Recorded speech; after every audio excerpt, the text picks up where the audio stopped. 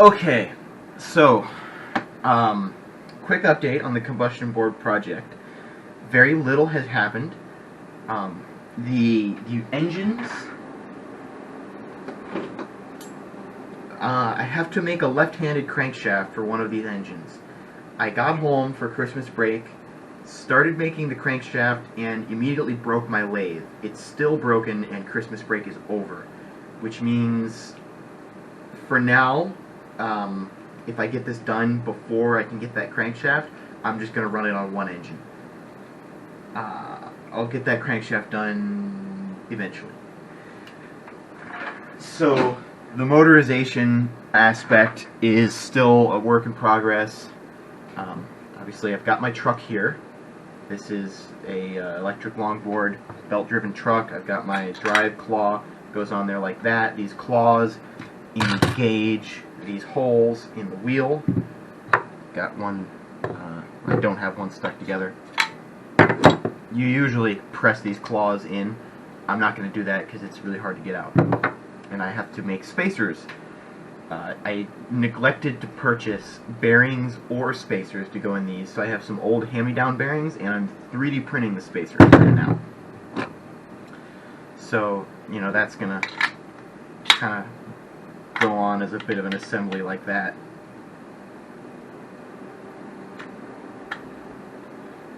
Sort of like that. I'm going to have a two-step drive system, so I will have this timing belt running from this pulley to another pulley located, probably centered on these holes since these belts are standard sizes. I'm going to drive that pulley off of a gear, just a regular spur gear. It's got a 12-degree pressure angle, and drive that gear with this and have the motor sitting outboard right about here. There has been a bit of a hiccup that I don't know how to work with. I mean, other than the engine. The engine's a big hiccup.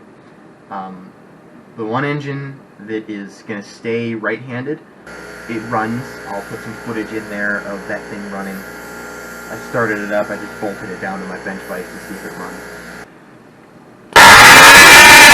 I ordered everything from China. Everything kind of came how I would expect it, but I didn't really visualize the dimensions that they gave me on their website. And this is the deck. It's a little small. This deck was like $20. And comparing that to this longboard, the whole thing was $40. It is much thinner and narrower and shorter. It's smaller in every dimension. And it's really quite anemic. So obviously so far it's just a cedar plank. I have some paint coming, not necessarily for this project, but it would work really well for this and it would make it look good. And then grip tape, you know, I'll go somewhere around here and get grip tape. It looks pretty flimsy. It feels pretty flimsy. Oh yeah, I think I could absolutely break it if I did this. Maybe. How much should I pay for this? I think it was 20 bucks. How flexible is it? Okay, I'm not... the deck is going to have to get some work. I don't really know how that's going to go. But, you know, just for kind of a preliminary mock-up, I also neglected to buy deck hardware.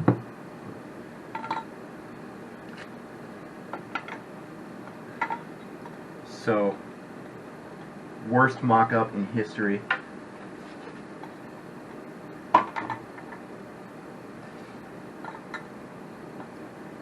Actually, the wheels are going to be about that far apart.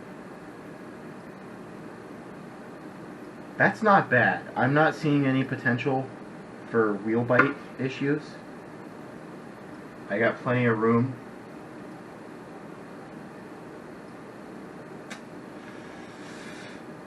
it's not terrible. There's going to have to be a lot of 3D printed brackets to mount those motors to.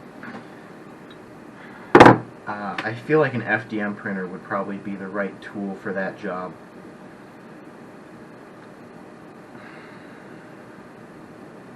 The other thing is, you know, the brackets and the spacers, those are not moving parts. 3D printing the gears is going to be kind of a sacrilege. Because not only are those moving parts, they're mechanical parts. Not only are those mechanical parts, they're mechanical wear parts. I might hop on McMaster-Carr if those wear out and kind of reconstruct that whole thing out of metal with a metal timing belt sprocket with a 5mm pitch, which is not common, and a metal gear with a 12-degree pressure angle, which is even less common. Ugh. We'll see how that goes. I know you can get away with 3D printed gears pretty well, but this is going to be pushing my luck. So, that's the quick update. Hopefully I will have a roller completed with the trucks, the wheels, the bearings, the deck, everything put together that I can bring to the next longboard club. Because I'm really liking the way these wheels look, and I think they're going to be fun to ride on, and I kind of can't wait.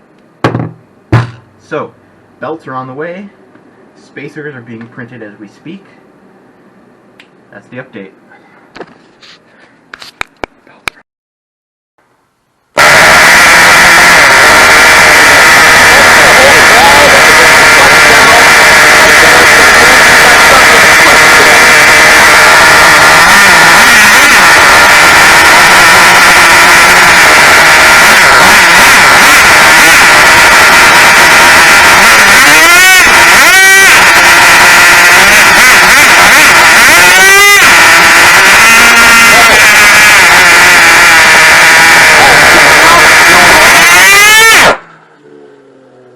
And when you pinch off the fuel hose, you want it to rev up real hard before it dies out. That means that it was running rich before. And you want these things to run rich or you run into trouble. There's the bottle. I want to show this to you first. It burns white. Now this might burn a little on the yellowish side of white because it's got a lot of ethanol in there. But if I can find a bottle cap or something to burn this in, I can show you. This has also got oil in it, which definitely won't burn white. But hopefully you can see this.